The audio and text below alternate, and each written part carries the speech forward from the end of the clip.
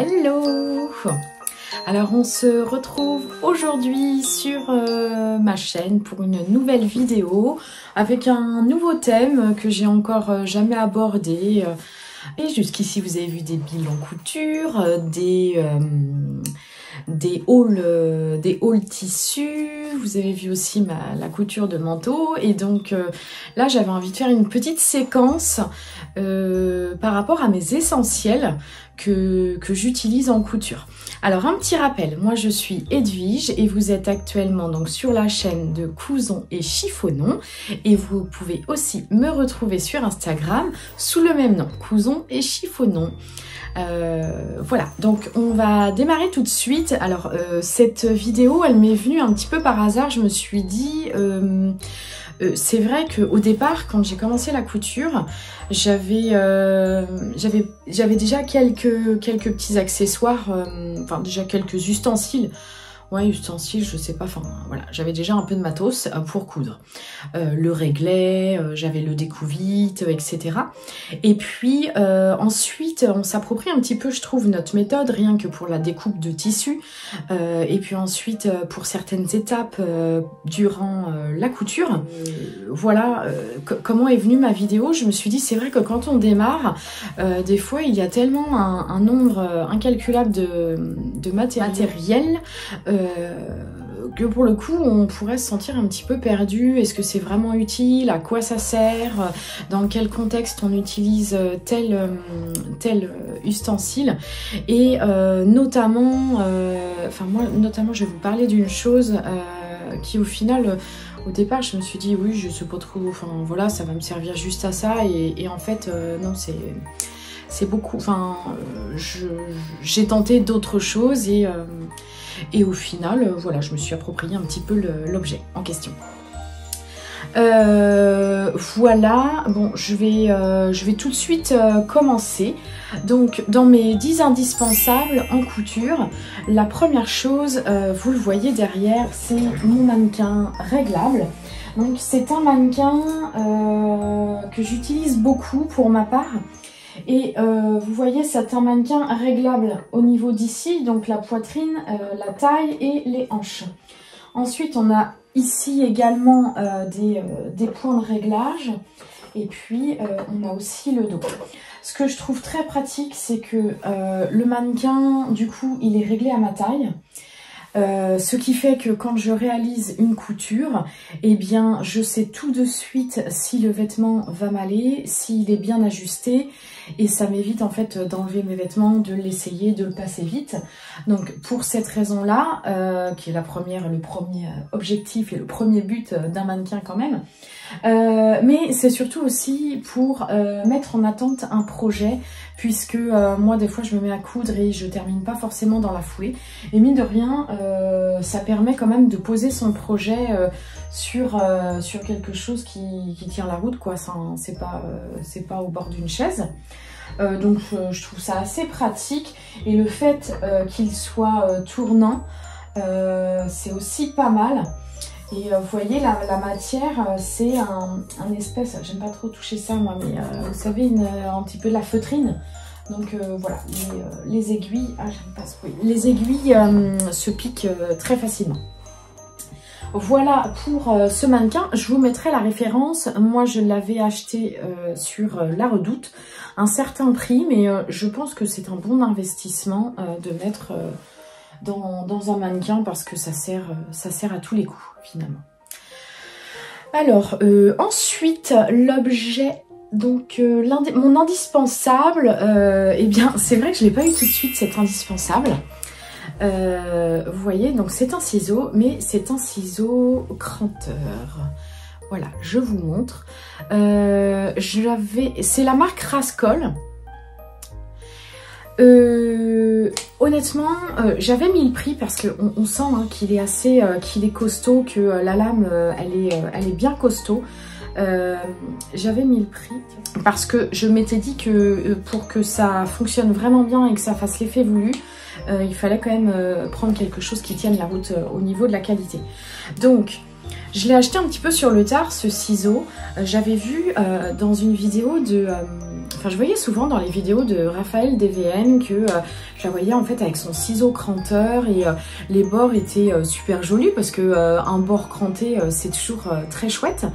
Et je comprenais pas trop pourquoi en fait elle faisait ça. Je me suis dit bon, peut-être que ça lui plaît ou je sais pas. Et au fur et à mesure de m'enseigner, j'ai appris que finalement couper du tissu avec un ciseau cranteur, ça peut remplacer le surfil en fait. Quand on surfile au bord, ça permet en fait d'éviter l'effilochage d'un tissu. Pourquoi j'ai acheté les ciseaux cranteurs? Parce que des fois, notamment quand il y a une parmenture, eh bien je surfile pas toujours. Et je trouve que c'est joli en plus à l'intérieur d'avoir, je trouve ça plus joli en fait d'avoir un tissu qui est joliment cranté plutôt qu'avoir en fait du surfil. Mais ça c'est vraiment une question de choix. Et en plus de cranter, c'est que lorsque des fois on fait des cols, si on veut limiter les épaisseurs, et bien ça permet vraiment de couper au ras et justement de limiter les épaisseurs dans le col ou dans le poignet de manche, etc. Donc voilà mon deuxième indispensable. Alors je rappelle que ces indispensables, c'est uniquement mon ressenti à moi. Il n'y a pas en fait d'obligation, c'est pas quelque chose de très carré. C'est selon moi en fait des indispensables qui ne me quittent jamais et qui sont toujours avec moi et puis aussi qui me facilitent la vie, je trouve, dans la couture. Donc notamment le mannequin et puis là le ciseau cranteur justement comme je vous disais qui m'évite parfois de surfiler. Voilà pour ça la petite aparté. Ensuite, alors ça va pas être un scoop, j'utilise aussi ce qui me quitte jamais, c'est le stylo friction bleu comme ça, bleu turquoise, puisque a priori, je sais pas, peut-être que ça se vérifie, mais a priori c'est la couleur qui ne revient jamais, même après avoir nettoyé son vêtement sur du blanc. Enfin je sais pas, il y avait eu des ondits comme quoi si c'était du bleu foncé, ça ressortait après au lavage. Donc moi voilà, du coup je préfère assurer le coup et j'ai acheté le turquoise. Et donc celui-ci, je m'en sers tout le temps pour dessiner mes pinces, dessiner mes crans, etc. Mais je pense que ça, c'est quelque chose que vous devez déjà connaître. Voilà pour ça. Et ensuite, ah oui, quelque chose, donc c'est ce qu'on appelle de la colle anti-effilochage. Alors ça, j'ai découvert ça il n'y a pas très longtemps. Je vais vous montrer. Voilà, j'ai acheté ça chez Rascol, je crois. Donc c'est écrit colle anti-effilochage de la marque Prime. Alors en fait, cette petite colle, elle est donc très pratique pour ne pas... que le tissu ne s'effiloche pas. Et notamment, la fonction, c'est surtout pour les boutonnières, vous savez, quand on les coupe, pour pas qu'il y ait les petits fils de tissu qui ressortent. Donc en fait, avant de découper la boutonnière, on met ça au niveau de la boutonnière qui a été préalablement faite à la machine. On laisse sécher et ensuite on peut couper. Et puis ça fait du coup une coupe très franche et sans petit fil qui ressort. La dernière fois, je l'ai utilisé en fait pour... éviter de faire un point d'arrêt parce qu'en fait sur mon projet le point d'arrêt allait se situer à un endroit qui allait se voir et je trouve pas ça spécialement joli. Donc par exemple le point d'arrêt il était au niveau en fait au niveau de je crois que c'était ici et du coup ça me plaisait pas trop parce que ça allait forcément se voir et j'ai misé là-dessus. Je me suis dit, donc j'ai arrêté en fait mon point. J'ai fait de sorte en fait à ressortir les fils en dessous et puis j'ai mis un petit peu de colle, donc en plus c'est incolore, hein, ça ne se voit pas, j'ai mis un petit peu de colle pour maintenir la couture en place. Si ça tient à force, mais voilà moi ma petite astuce que j'utilise aussi avec cette colle anti-effilochage, que je trouve très très pratique et pour moi c'est un indispensable parce que moi je trouve ça très laid, les boutonnières où on voit les espèces de fils là qui ressortent, je Je trouve ça très moche. Donc voilà. Ensuite, oui, ce sont les ciseaux électriques. Alors les ciseaux électriques, pour moi, c'est la vie. J'ai utilisé ça très tôt dans la couture finalement, parce que moi, ça me saoulait de découper au ciseau. Et personnellement, moi, j'ai un souci de canal carpien. Donc en gros, quand je me mettais à découper un projet ou plusieurs projets en même temps, la nuit, laisse tomber, j'avais des fourmis dans les mains, enfin voilà. Donc j'ai trouvé, j'avais vu ça en fait passer sur les réseaux sociaux et sur YouTube, un ciseau donc électrique comme ça. Les lames se changent dès qu'elles sont usées et franchement ça c'est génial quoi. Alors ça fait du bruit évidemment, sauf que ça coupe, c'est le bonheur. Moi je pourrais pas me passer ça. Tu coupes ça en très peu de temps. Et d'ailleurs sur mon compte Instagram, pour vous montrer en fait l'efficacité, j'avais fait un petit reels pour vous montrer en fait le fonctionnement de la bécane. Donc n'hésitez pas à aller voir ce petit reels parce que vraiment je trouve ça top. Donc je vais le mettre en route pour que vous voyez comment ça fonctionne.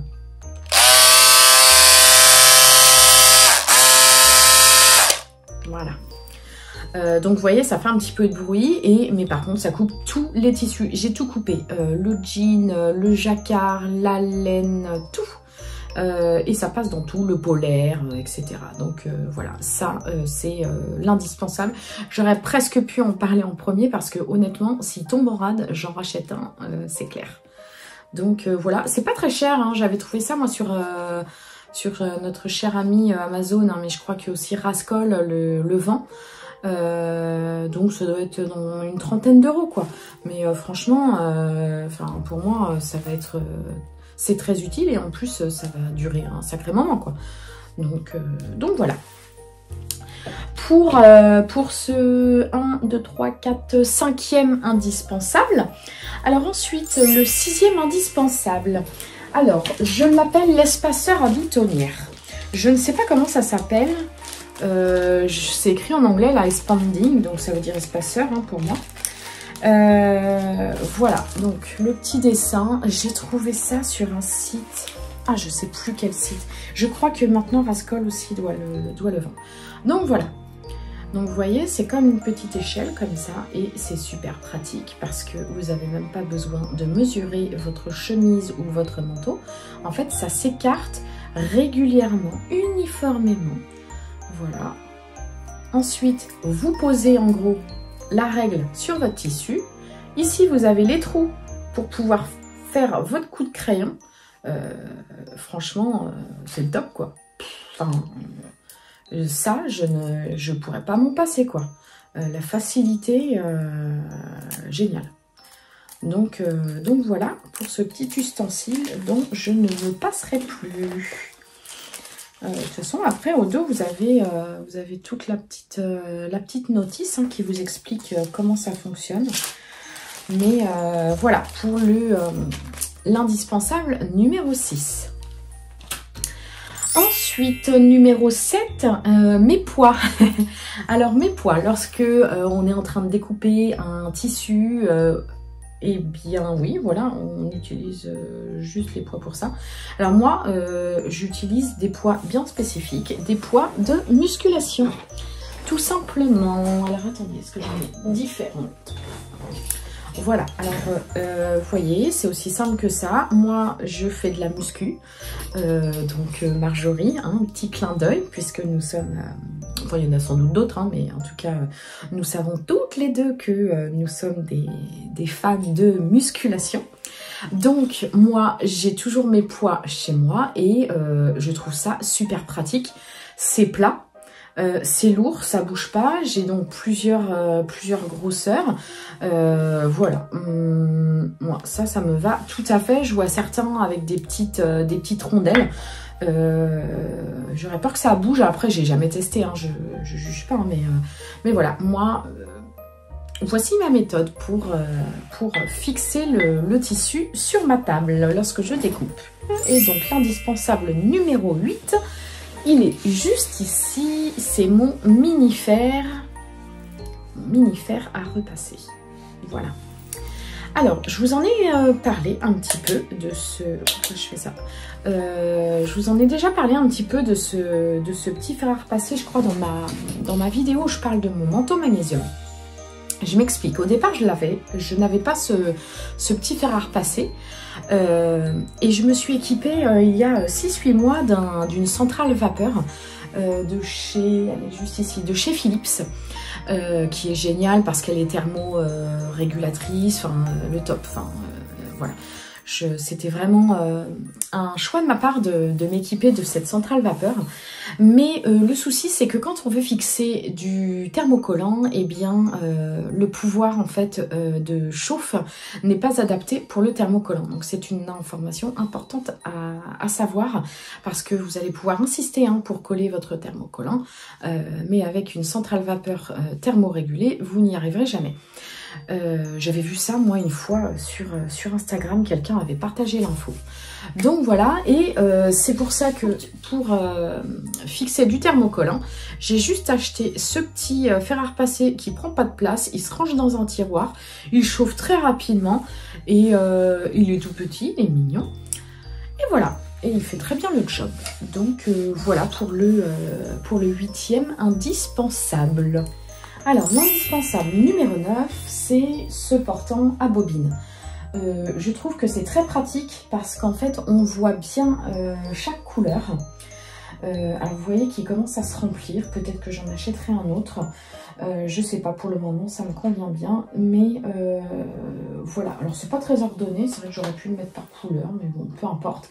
En tout cas, voilà, selon moi, c'est un indispensable parce qu'avant, tout était mélangé et du coup, je ne savais plus trop ce que j'avais comme couleur et je me suis retrouvée à acheter 2 fois la même couleur, ce qui est fort dommage. Enfin, vous voyez que là, hop, finalement, j'avais quand même des teintes qui se ressemblaient. Là, on en a 2 pareils.